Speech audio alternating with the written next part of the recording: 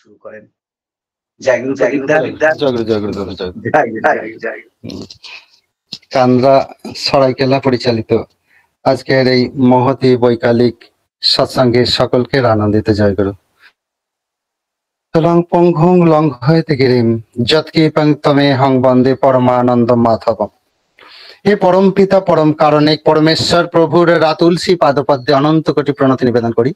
প্রণতি নিবেদন করি লীলা সঙ্গিনী জগৎ জননী শিশু বর্মা রাতুল লাঙ্গাসী পাদপদ্মে। প্রণাম জানাই প্রধান আচার্যদেব শিশু বর্দার রাতুল লাঙ্গাসী চরণে। প্রণাম জানাই বর্তমান শিষ্য আচার্যদেবের রাতুল লাঙ্গাসী চরণে। এছাড়া পূজনীয় অবিন দাদা সহ ইষ্ট পরিবারের প্রতি প্রত্যেকের রাতুল শ্রী চরণে আমার আভূমি লুণ্ঠিত প্রণাম। আজকের এই মহতি বৈকালিক সৎসঙ্গে উপস্থিত সকল শ্রদ্ধেয় দাদারা, মমতাময়ী মায়েরা, পরম দয়ালের যাজক অধৈর্য সহপ্রতিনিধি কর্মীবৃন্দ, সকলকে আমার অন্তরের শ্রদ্ধা ও আনন্দিত জয়গুরু। আমরা শুধু কথা বলি, তার কাজ আমরা কিছুই করতে পারি না। আমি তো কিছুই করতে পারি না। শেষে ঠাকুরের ঋত্বিকাচার্য, যিনি কৃষ্ণপ্রসন্ন ভট্টাচার্যদা, ঠাকুর একবার কৃষ্ণপ্রসন্ন ভট্টাচার্যদাকে ক্যালকাটা ইউনিভার্সিটির হলে পাঠিয়েছিলেন। ইউনিভার্সিটির হলে তার বক্তব্য মঞ্চে সমস্ত জ্ঞানী গুণী মানুষদের সামনে তার ঠাকুর প্রসঙ্গ করার জন্য। কেষ্টদা মুখে ঠাকুরের প্রসঙ্গ শুনে সেদিনে সবাই খুব উচ্ছ্বসিত হয়েছিলেন। কেউ কেউ কিছু কিছু সমালোচনাও করেছিলেন। ঠাকুরের কাছে কেষ্টদা ফিরে এলে ঠাকুর বললেন, গল্প বলেন কেষ্টদা। কেষ্টদা বলছেন, ঠাকুর, অধিকাংশ মানুষই খুব চার্জড হয়েছে ঠাকুর সম্পর্কে, ঠাকুর সম্বন্ধে, সদ্গুরু সম্বন্ধে, আমাদের সৎসঙ্গের কর্মপদ্ধতি সম্পর্কে সকলে জানতে চায়। কিন্তু দু একজন মানুষ কমেন্ট করেছে যে সৎসঙ্গ নাকি বেশি কথা বলে, কাজের চেয়ে বেশি কথা বলে, কাজ ওদের কিছু দেখতে পায় না। ঠাকুরের কাছে কেষ্টদায় কথাগুলি বলেন। ঠাকুর বললেন, বলতে পারতেন আমাদের কথাই তো বড় কম হয়েছে, এখনো অনেক কথা বলতে হবে, তারপরে তো কাজ।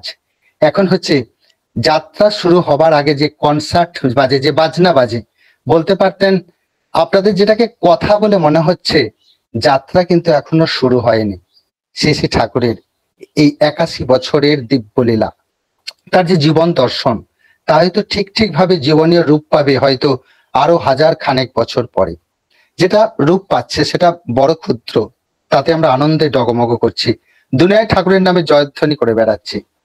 পুরুষোত্তম জননী মাতা মনমোহিনী দেবীর প্রয়াণের পর পাবনার ঠাকুরের যারা বিরুদ্ধবাদী ছিলেন তারা অপপ্রচার করতে লাগলেন, তারা বলা বলি করতে লাগলেন, যা কিছু তুক ঠাকুরের মাই জানতেন। এবার বোঝা যাবে ঠাকুর কতখানি ঠাকুর। বৈকালের দিকে এসে ঠাকুর শুভ্র চৌকির মধ্যে বিছানায় কাত হয়ে শুয়েছিলেন। এমন সময় আশ্রম কর্মী নিবারণ বাগচিদা এসে ঠাকুরের সামনে দাঁড়ালেন। ঠাকুর জিজ্ঞাসা করলেন, কিরে কি খবর? নিবারণ দা বলছেন, পাবনার বিরুদ্ধবাদীরা বলছে মা চলে গেছে, এবার বোঝা যাবে কত ধানে কত চাল। মাতৃ বিয়োগের ব্যথায় শেষে ঠাকুর ছলো ছলো চোখে দীপ্ত ভঙ্গিতে উঠে বসলেন। তারপর উদাত্ত কণ্ঠে বললেন, নিবারণ, যে আগুন আমি ধরিয়ে দিয়েছি পৃথিবীর বুকে, এমন জল নেই যে সে আগুন নেভাবে। যদি বাতাস করো তো সে আগুন জ্বলবে, যদি বাতাস না করো আগুন নেভবে না। যেমন আগুন তেমনই থাকবে, যখনই বাতাস করবে তখনই তা আবার জ্বলবে। এ কথা বিশ্বাস করলে বিশ্বাস, না করলে কিছুই নয়। ভগবান যুগে যুগে আসেন মনস্বরূপ ধারণ করে এই ধরনের ধুলিতে পৃথিবীর বুকে আমাদেরকে রক্ষা করার জন্য, আমাদেরকে বাঁচানোর জন্য। তাই ঈশ্বরের আর এক নাম বিধি। বিধি বলতে নিয়ম বা নীতিকে বোঝায়। ঈশ্বর যখন রক্ত মাংসল দেহ ধারণ করে ধরণীতে অবতীর্ণ হন, তখন তিনি যা বলেন, যা করেন, যেভাবে চলেন, তাই হয় যুগবিধান। তার এই দেওয়া বিধানটুকু মেনে চলার মধ্যে দিয়ে আমাদের জীবনের মঙ্গল হয়। শ্রী ঠাকুর তার অনুস্বতী গ্রন্থে বলছেন, যেথায় যেটুকু জানিস, যেটুকু বুঝিস, খাটাস সেসব মঙ্গলে, জানা বোঝার তাল পাকাস নে কল্পনারই জঙ্গলে। আবার বলছেন, জানার ধাপে উঠবি যত, সহজ হবে ততই চলা, সহজ হবে চলন ফেরন, সহজ হবে বুঝ বলা। তাই শুধু তাকে জানা, এই জীবন দিয়ে শুধু তাকে জানা। তাকে জানতে গেলে তাকে ভালোবাসতে হয়। তাই ঠাকুর বলতেন, মনি, আগে তাকে জানো তবে তুমি হয়ে উঠবে, আগে তাকে মানো তবে তুমি তাকে জানতে পারবে। ঠাকুর বসে আছেন বড়াল বাংলোতে, সামনে বহু মানুষজন বসে আছেন, আর সবাই সেই অপলক দৃষ্টিতে প্রভুর দিকে তাকিয়ে আছেন। সেই সৌন্দর্যটা বর্ণনাতীত। ঠাকুর হঠাৎ করে তাকিয়ে বললেন, এই আমাকে একটু তামুক খাওয়াবে নাকি? সঙ্গে সঙ্গে একজন উঠে গেলেন, তামুক নিয়ে এলেন। ঠাকুর ঘুরুক ঘুরুক শব্দ করে ঠাকুর তামাক খাচ্ছেন। সবাই অবাক দৃষ্টিতে তাকিয়ে দেখছেন। কাছে যিনি, ঠাকুরের কাছে যিনি বসে আছেন, যার কথা নিয়ে আজকে আমি আলোচনা করব, যার প্রসঙ্গ নিয়ে আজকে আমি যে ইষ্ট প্রসঙ্গ করব, তার নাম হচ্ছে জয়লাল রায়। এই জয়লাল রায়ের একটা পরিচয় আছে। তার পিতা একজন বিখ্যাত মানুষ, আমাদের সৎসঙ্গ জগতের আমরা সবাই চির শ্রদ্ধার সাথে যার নামকে স্মরণ করি, তার নাম সেই ঠাকুরের প্রথম যুগের কর্মী বীরু রায়। ঠাকুরের প্রথম যুগের কর্মী তিনি। পাবনা থেকে কুষ্টিয়া আসতেন পদ্মা পার হয়ে। এই মানুষগুলো তার কাছে এসেছিলেন তার আকর্ষণে, আর তারাই ঠাকুরকে নিয়ে মশগুল হয়েছিলেন, আনন্দে মত্ত হয়েছিলেন।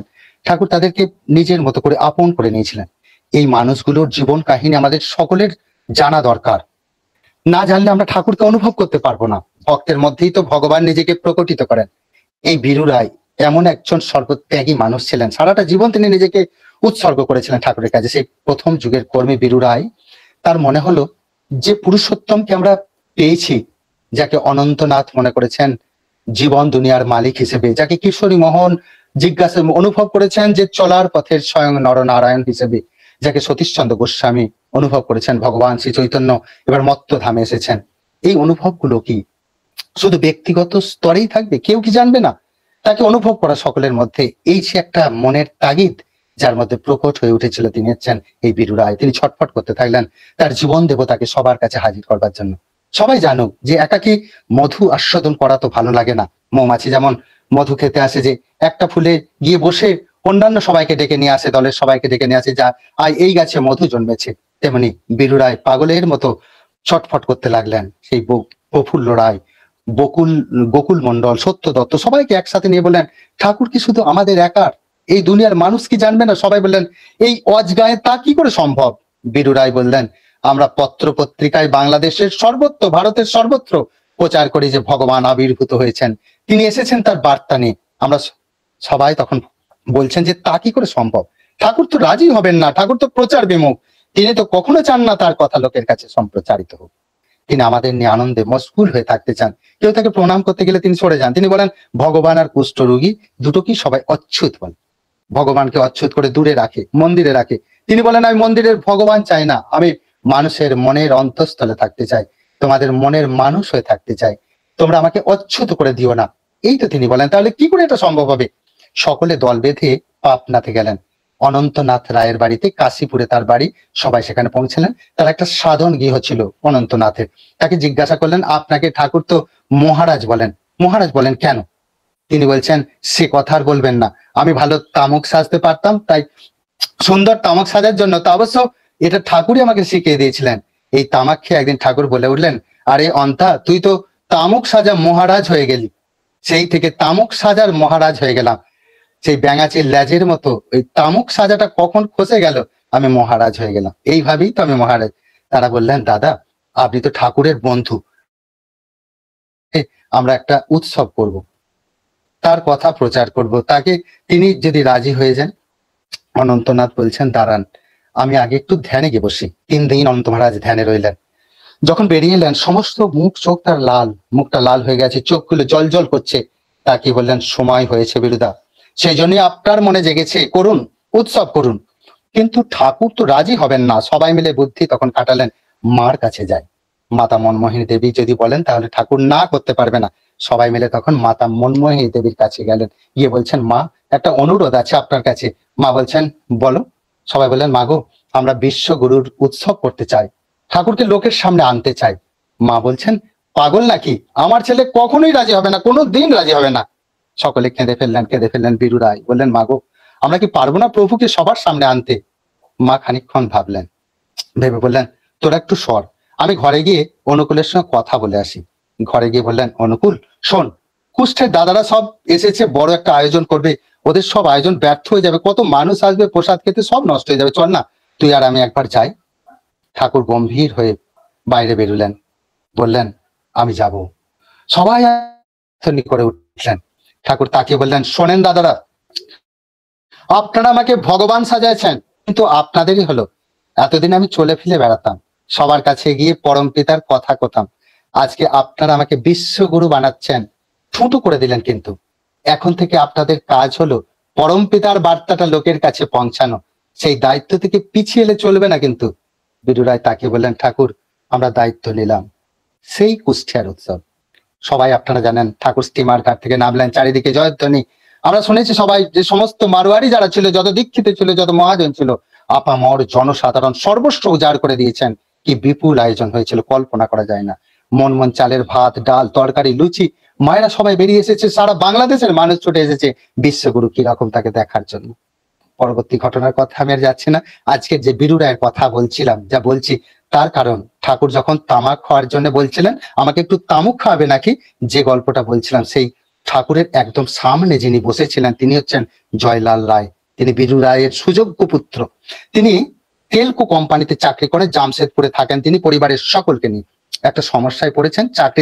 চাকরি করতে গিয়ে ঊর্ধ্বতন কর্তৃপক্ষের হিসাবে অত্যন্ত মনোমালিন্য হচ্ছে। তিনি বুঝে উঠতে পারছেন না যে তিনি কি করে তার সমস্যার সমাধান করবেন, তাই ঠাকুরের কাছে এসেছেন, ঠাকুরকে নিবেদন করবেন বলে। হঠাৎ ঠাকুর জয়লালদাকে বলছেন, হ্যাঁ রে জয়লাল, তুই জগন্নাথ দেবের মূর্তি দেখেছিস? জয়লালদা বলছে, আগে আমি দেখেছি, কিন্তু ছবিতে। আমি পুরী যাইনি, তার মূর্তি দেখেছি ছবিতে। ঠাকুর বললেন, ছবিতে তো দেখেছিস, আমাকে কত, তার দুটো হাত নেই কেন? জয়লালদা তাকে বলছেন, আমি ঠিক সঠিক বলতে পারবো না, তবে একটা গল্প শুনেছি। ঠাকুর বললেন, কত দেখি গল্পটা। জয়লালদা বলছেন, পুরীর রাজা ইন্দ্রদুম্ন, এই ঘটনা আমরা সবাই জানি। ইন্দ্রদুম্ন বিশ্বকর্মার মূর্তি তৈরি করবেন বলে জগন্নাথ দেবের বিশ্বকর্মার মূর্তিটা তৈরি করবেন জগন্নাথ দেবের, ইন্দ্রদুম্নের কাছে স্বপ্নে আদেশ হয়েছিল, এটা আমরা জানি। বিশ্বকর্মা শর্ত দিয়েছিলেন সেই রাজা ইন্দ্রদুম্নকে, যতদিন মূর্তি তৈরি না হয় কেউ দরজা খুলতে পারবে না বা ঘরে প্রবেশ করতে পারবে না, এমন ছিল শর্ত। দরজার মধ্যে ঢুকে গেলেন, ঘরের মধ্যে ঢুকে গেলেন বিশ্বকর্মা। মূর্তি তৈরি হচ্ছে, নিম কাঠের মূর্তি। আওয়াজ হতে থাকলো, কিছুদিন বাদে আবার আওয়াজ বন্ধ হয়ে গেল। রাজা স্ত্রী বলছেন রাজাকে, যে লোকটা কি মরে গেল নাকি, আওয়াজ বন্ধ, কোন একটা পাগল লোককে ঢোকালেন, ও কি শর্ত দিল আর আপনি রাজি হয়ে গেলেন? লোকটা খায় না, দেয় না, খাবার সব দরজার বাইরে পড়ে থাকে। এমন ভাবে বললো, রাজা খুব চিন্তান্বিত হয়ে পড়লেন। দরজাটা যাই খুললেন রাজা, মূর্তি দেখেন অসম্পূর্ণ, অসমাপ্ত। এটা আমরা সকলে জানি। জগন্নাথ দেবের হাত নেই, হাত তৈরি হয়নি। তিনি স্তম্ভিত হয়ে গেলেন। সাথে সাথে দৈববাণী হলো যে ওই মূর্তিরই পূজা হবে। ঠাকুর হাসতে হাসতে বললেন, এই গল্পটাই তুই শুনেছিস নাকি? জয়লালদা বললেন, আজ্ঞে এটাই তো আমি শুনেছি। ঠাকুর বলছেন, আচ্ছা তুই কত জয়লাল, তুই আমাকে ক, যখন মূর্তি তৈরি হয় চক্ষুদান কখন হয়? জয়লালদা বলছেন, আগে চক্ষুদান তো শেষে হয়, যখন মূর্তি কমপ্লিট হয়ে যায় তখন চোখ আঁকা হয়। এটা আমরা সকলেই তো জানি। ঠাকুর বলছেন, তাহলে জগন্নাথ দেবের আগে চোখ আঁকা হলো কি করে? হাত নাই, পা নাই, আগে চোখ আঁকা হয়ে গেল, এটা কি করে সম্ভব? জয়লালদা স্তম্ভিত হয়ে গেলেন। এরকম ভাবে তো কখনো আমি ভেবে দেখিনি, সত্যি তো জগন্নাথ দেবের মুখ আঁকা, চোখ আঁকা, অথচ হাত পা হয়নি। ঠাকুর বললেন, বুঝতে পারছিস এই যে গল্পটা তুই কলি, গল্পটা কতটা আজগুবি, কতটা অবৈজ্ঞানিক? আসল কথাটা কি জানিস? শিল্পী তার মূর্তি তৈরির মাঝখানে আমাদেরকে কি বোঝাতে চাইছেন? জয়লালদা বলছেন, কি বোঝাতে চাইছেন ঠাকুর? ঠাকুর বলছেন, আসল কথা, জগন্নাথ দেব তো জগতের নাথ। তিনি দেখতে পারেন, বলতে পারেন, হাঁটতেও পারেন, কিন্তু তার হাত পা নেই, তাই তিনি কিছু করতে পারেন না। দেখ জয়লাল, আমার না এই অবস্থা হয়েছে, আমি চলবারও পারি, দেখবারও পারি, বলবারও পারি, কিন্তু তোদের জন্য কিছু করে দেবার ক্ষমতা কিন্তু আমার নেই। আমি যা বলি তা তোরা মন দিয়ে শোন, আর তা তোরা কর্মের মধ্যে ফুটিয়ে তোল। জয়লালদা তাকে বলছে, ঠাকুর আপনি যে এত কথা কইলেন, তাহলে কি আপনি জগন্নাথ? ঠাকুর হাসতে হাসতে বলছেন, শয়তান কোথাকার, তোরা যা ইচ্ছা তা বলতে পারিস, কিন্তু আমি ঈশ্বর হই আর ভগবানই হই, রান্নার ঠাকুরই হই আর রাস্তার কুকুরই হই, তাতে তোর কি আসা যায়? তোদের আমি ভালোবেসে যা বলি তা তোরা কর্মের মধ্যে ফুটিয়ে তোল, আমাকে ভালোবেসে আমাকে ধন্য কর। জয়লালদা বলছেন, আপনি কি কথা বললেন ঠাকুর? আমাকে ধন্য কর মানে আমরা আপনাকে ভালোবেসে ধন্য হই, এটাই তো বলবেন আপনি? দেখেন ঠাকুর, আমি অত কিছু জানি না, আমি শুধু জানি আপনাকে ভালোবেসে আমার জীবনটা সার্থক হয়েছে। আমি জানি কোন এক অজানা আবেশে আপনি আমাকে জড়িয়ে আছেন, তাকিয়ে আছেন ঠাকুরের দিকে। ঠাকুর বলছেন, সোনমণি, ওটুকুতে হবে না নে, কথায় চিড়ে ভিজবে না নে। তুমি আমারে ভালোবাসো তার প্রমাণ কি জানো? যখন তোমার চারপাশের মানুষ তোমার দিকে তাকিয়ে আমাকে দেখতে পাবে, তখন তুমি ঠাকুরের মানুষ হয়েছো। জয়লালদা বুঝতে পেরে গেলেন ঠাকুর তাকে কি করতে হবে। তিনি টেলকো কোম্পানিতে ফিরে গেলেন। ঠাকুর বললেন, সাবধানে যাবা, মাথায় রাখবা, উষায় নেশায় মন্ত্র সাধন, চলাফেরায় জব, যথা সময় ইষ্ট নির্দেশ মূর্ত করায় তব, ভুলো না মনি আমাকে। জয়লালদা চলে গেলেন। জয়লালদা বলছেন আমি টেলকোতে ফিরে এলাম, রাস্তা দিয়ে হাঁটছি, হঠাৎ পিছন থেকে একটা ট্রাক এসে আমাকে সজোরে ধাক্কা মারলো। আমি ছিটকে পড়লাম রাস্তার পাশে। তারপর আর মনে নেই, জ্ঞান ফিরে দেখি শুয়ে আছি হসপিটালের বেডে। ডাক্তারের চিকিৎসা চলছে, সারা শরীরের বিভিন্ন স্থানে ক্ষত চিহ্ন, ব্যান্ডেজ করা। ডাক্তার বললেন 1 মাস রেস্ট। আমার মনের মধ্যে খালি আঁকু পাকু করছে ঠাকুরের সেই মুখটা। বারবার মনে হচ্ছে ঠাকুরের কাছে যাই, তার কাছে না গেলে আমি শান্তি পাবো না। জয়লালদা বলছেন আমি 3 দিনের দিন ডাক্তারকে বললাম আপনি আমাকে অনুমতি দিন, আমি ঠাকুরের কাছে যাব। ডাক্তার বলছেন পাগল হয়েছেন, এই অবস্থায় কি কেউ ঠাকুর বাড়ি যেতে পারে? এই ঠাকুরকে ধরে আপনাদের যত পাগলামো জন্মেছে। জয়লালদা বলছেন পাগলামো যদি ঠাকুরকে ধরে সত্যি করতে পারতাম তাহলে জীবনটা ধন্য হয়ে যেত ডাক্তারবাবু। পারি না, কিন্তু যাবার জন্য যে মন টেনেছে, আপনি আমাকে অনুমতি দিন। অনুমতি নিয়ে জয়লালদা ঠাকুরের কাছে এলেন। যে বিষয়টা নিয়ে আলোচনা শেষ করব সেটা বলি। ঠাকুর বসে আছেন, আমাদের জয়লালদা আসছেন ঠাকুরের কাছে। হঠাৎ করে জয়লালদা সমস্ত শরীরে সেই ব্যান্ডেজ, ঠাকুরের কাছে আসছেন। ঠাকুর বলছেন ও তুমি কি করে এসে গেছো? ও বড় বউ দেখো দেখো জয়লাল কেমন গয়না পরে আসেছে, এ কি রকম কাণ্ড ঘটালে তুমি, এসো এসো কাছে এসো। ঠাকুর তামাক খাচ্ছেন। একজন একজনকে বললেন ঠাকুর যে ওকে একটু পাখা দিয়ে হাওয়া করো। পাখা দিয়ে হাওয়া করছেন। জয়লালদা ভাবছেন ঠাকুরকে কখন কথাটা তিনি তুলবেন। হঠাৎ করে এক ভক্ত ঠাকুরের কাছে এলেন, এসেই ঠাকুরকে বলছেন ঠাকুর আপনার কাছে আমার একটা প্রশ্ন আছে। ঠাকুর বললেন কও। বলছেন ঠাকুর এই দাদা, জয়লালদাকে দেখিয়ে বলছেন এই দাদা, একে আমি চিনি। এই দাদা খুব নিষ্ঠাবান, সবসময় আপনার কাছে আসেন, তার অ্যাক্সিডেন্টটা হলো কেন? আপনি তো বলেছেন ইষ্টভীতি যে করে তার বিপদ আপদ হয় না, তাহলে এই দাদার ভয়ঙ্কর অ্যাক্সিডেন্ট হলো কি করে ঠাকুর, আপনি বলেন। ঠাকুর হাসতে লাগলেন। জয়লালদা ঠাকুরের মুখের দিকে তাকিয়ে আছেন। ঠাকুর বললেন তা আমি কি করে জানবো ওর অ্যাক্সিডেন্ট হলো কি করে? বললেন ঠাকুর আপনিই তো বলেছেন, ওই দাদাটি বলছে ঠাকুর আপনিই তো বলেছেন ইষ্টভীতি করলে তার বিপদ আপদ হয় না, তাহলে উনি তো ইষ্টভীতি করেছেন, করলেন, তাহলে দুর্ঘটনা ঘটলো কি করে? ঠাকুর বলছেন আমি তো যা কই ঠিকই কই বলে মনে হয়। ইষ্টভীতি করলে তো তার বিপদ আপদ হয় না, তাহলে ও কি করেছে? দাদাটি তখন জয়লালের দিকে তাকিয়ে বলছেন ও দাদা আপনি ইষ্টভীতি করেন না? জয়লালদা বলছেন ইষ্টভীতিটা আমার করা ঠিক হয় কিনা জানি না, একমাত্র আমার ইষ্ট যিনি তিনি আমার সামনে বসে আছেন, তিনি আমার ইষ্টভীতি গ্রহণ করেন কিনা জানি না, তবে আমি ইষ্টভীতি করি। দাদাটি তাকিয়ে বলছেন ঠাকুরের দিকে এর মধ্যে কি একটা হেয়ালি হয়ে যাচ্ছে, আমি কিছুতেই বুঝতে পারছি না ঠাকুর ওনার কথা, আপনি বুঝতে পারছেন? ঠাকুর বলছেন বুঝলাম, ওটা একটা শয়তান, প্রশ্নটা ঘুরিয়ে আমাকে করা হচ্ছে। হ্যাঁ আমি জয়লালের ইষ্টভীতি গ্রহণ করি। দাদাটি তখন বলছেন তাহলে এই দুর্ঘটনা ঘটলো কি করে ঠাকুর? ঠাকুর বললেন ওই কোক না। জয়লালদা তখন বলছেন আমার ইষ্টভীতি গ্রহণ করেন দয়া করে, কিন্তু আমি মনে করি শুধু ইষ্টভীতি জীবনের সব নয়, তার সাথে আরো করণীয় কিছু আছে। আর এটাই আমার ঠাকুরের কাছে জিজ্ঞাসা। ইষ্টভীতি করার আগে ঠাকুর বলেছেন যজন যাজন করার কথা। ঠাকুর তাকে বললেন দেখ জয়লাল, তুই আগেও ছিলি পরেও ছিলি, কিন্তু মুহূর্তের মধ্যে কি করে ভুলে গেলি, আর তার জন্যই তো অ্যাক্সিডেন্টটা ঘটলো না। দাদাটি তখন তাকে বলছেন ঠাকুর আমি কিছু বুঝে উঠতে পারছি না। জয়লালদা তাকে বলছেন দেখুন দাদা, একটা ব্যক্তিগত কথা যেটা আমার আর ঠাকুরের, সেটা আপনাকে বলি কি করে, তবে তিনি যদি অনুমতি দেন তবে আমি নিশ্চয়ই বলতে পারি। আর সেই প্রশ্নটা উত্তর খোঁজার জন্য আমি ঠাকুরের কাছে এসেছি। ঠাকুর মাথা নেড়ে বলছেন ও যখন শুনতে চাইছে তুই ক। জয়লালদা বলছেন শোনেন দাদা, ইষ্টভীতির আগে হচ্ছে যজন ও যাজন। আমি মনে করি যজন মানে তাকে সবসময় মূর্ত করা, আর যাজন মানে সেই মূর্ত অভিব্যক্তি সকলের সামনে প্রকাশ করা। দেখেন দাদা, আমার মনে করি যে ইষ্টভীতি শুধু সকালেই হয়ে গেল তা কিন্তু না। ইষ্ট মানে হচ্ছে মঙ্গলের ভরণ, তাকে কেবল সকালেই হয় দাদা, সারাদিন ধরে তার ভরণ হয়। আমরা সকালে প্রারম্ভে তার সূচনা করি মাত্র, সারাটি দিন ধরে তার ভরণ করতে হয়। সারাটা দিন ধরে তাকে মনের মধ্যে স্মরণে মননে রাখতে হয়। আর তাকে স্মরণে মননে রাখাটা তখনই বাস্তব হয় যখন আমরা তার কথা বলি, আর তাকেই বলে যাজন।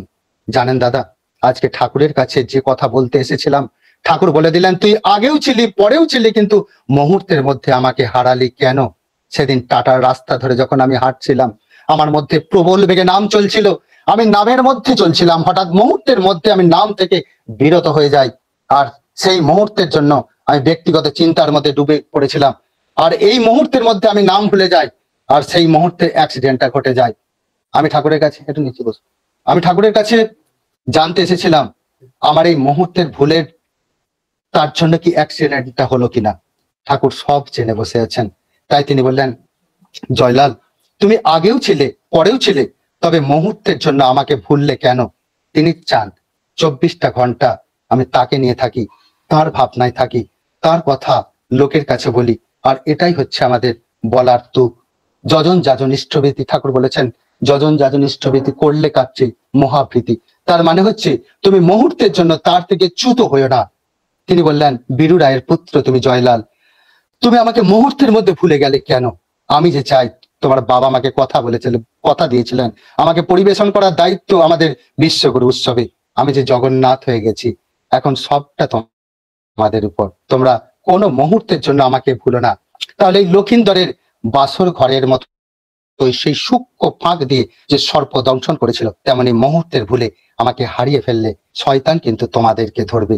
আর সেই জন্যই অ্যাক্সিডেন্টটা ঘটেছে, আর সেই জন্যই মনে প্রশ্ন জেগেছে, আর সেই জন্যই তুমি আমার কাছে এসেছো। দাদাটি বললেন, ঠাকুর আমি উত্তর পেয়ে গেছি। এতদিন ভাবতাম ইষ্টভীতি কেবল মঙ্গলের সূচক, এখন বুঝলাম ইষ্টভীতি মানে হচ্ছে তাকে ভরণ করা দিবারাত্র অহির্নিশ। আর সেটা তখনই সম্ভব হয় যখন মানুষ যজন ও যাজনশীল হয়ে ওঠে। সেই জন্যই ঠাকুর বলেছেন ইষ্টভীতির আগেই তিনি বলেছেন যজন যাজন ইষ্টভীতি করলে কাটে মহাভীতি। সত্যি আশিস কুমার পান্ডা, আমার এই সময়টা একটুখানি বললে সময় হয়েছে। যাই হোক, আচ্ছা আচ্ছা আচ্ছা, যাকে ধরে আমাদের জীবনের চলার পথ প্রস্তুত করছি, তিনি হচ্ছেন আমাদের বর্তমান আচার্যদেব। যাকে দেখে আমাদের জীবনের চলার রাস্তা তৈরি করি, তিনি আমাদের ইষ্টেরই অনুরূপ, তিনি আমাদের গুরুমুখ, সেই আচার্যদেব। যে প্রোগ্রাম তিনি তৈরি করেছেন, যে সমস্ত মানুষ আজকে ছিন্ন হয়ে গেছে, দীক্ষা গ্রহণের পর এই জগতে স্থায়ীভাবে থাকতে পারেনি, সেই মানুষগুলো নিজে চলনার অভাবে, যে মানুষগুলো নিজে চলনার অভাবে, আমাদের না জানানোর অভাবে, আমাদের না জানার জন্য বিচ্ছিন্ন হয়ে গেছে, সেই সমস্ত মানুষগুলোকে আবার ভালোবাসায়, শ্রদ্ধায় আচার্যদেবের কথা তাদের কাছে নিবেদন করে তাদেরকে আবার মূল স্রোতে ফিরিয়ে নিয়ে আসতে চাইছেন। এমন সুন্দর ব্যবস্থা তিনি করতে চাইছেন। এত ভালোবাসা, এত প্রেম একটা মানুষের মধ্যে কি করে আসে আমরা ভাবলে অবাক হই। পূজনীয় অবিন দাদা বলছেন যে আমি দেওঘর থেকে এক মুহূর্তের মধ্যে যোগাযোগ করতে পারি, সেই ব্যবস্থাটা আমাদেরকে তৈরি করতে হবে। আপনারা যারা যে যেখানে আছেন, সমস্ত সমগ্র ইচ্ছা নিয়ে নিজের স্বার্থ ভেবে এই কাজটা করুন। আমরা ডিপি ওয়ার্কের কাজ চলছে, প্রায় 2 বছরের অধিক সময় অতিক্রান্ত হয়ে গেছে, কিন্তু তার ইচ্ছার ধারে কাছে আমরা পৌঁছাতে পারিনি। তিনি বারবার বলছেন, মায়েদেরকে বলছেন প্রতিদিন 3-4টে গ্রুপ করে মানুষের বাড়ি যান, কিছু না একটা ঠাকুরের কথা বলা, তার বাড়িতে ঠাকুরের সিংহাসন আছে কিনা, কিভাবে ঠাকুরকে সাজিয়ে রাখতে হবে, নিজ কথার ফাঁকে ফাঁকে সিংহাসনটা সাজিয়ে দেয়া, এমনটা তিনি বারবার বলছেন। কিন্তু কতটুকু আমরা করতে পারি না, কিন্তু করতে আমাদের হবে। ঠাকুর দুঃখের সাথে বলছেন, চেয়ে দেখো দেউল অর্গল মুক্ত, ওই দেবতার জীবন বিভা তোমার পানি চেয়ে আছে, কি উৎকণ্ঠাগ্রহণী চাহনের প্রত্যেকটা ভঙ্গি বলছে আয়, তোরা আয়, জীবন বৃদ্ধির অমৃত আহরণ করে সার্থকতার বিভূতি বিভায় ফিরে আয়, চলে আয় এই অন্তরের দুয়ারে। কত ভালোবাসা থাকলে এমনটা হতে পারে। আজকে আমরা মহাভাগ্যবান, এই প্রেমিক পুরুষের অন্তরে আমরা স্থান পেয়েছি, সেই স্থান পাবার ইচ্ছা পোষণ করছি, তার শ্রীচরণে আত্মনিবেদন করার চেষ্টা করছি। সকলে ভালো থাকবেন। জয় গুরু।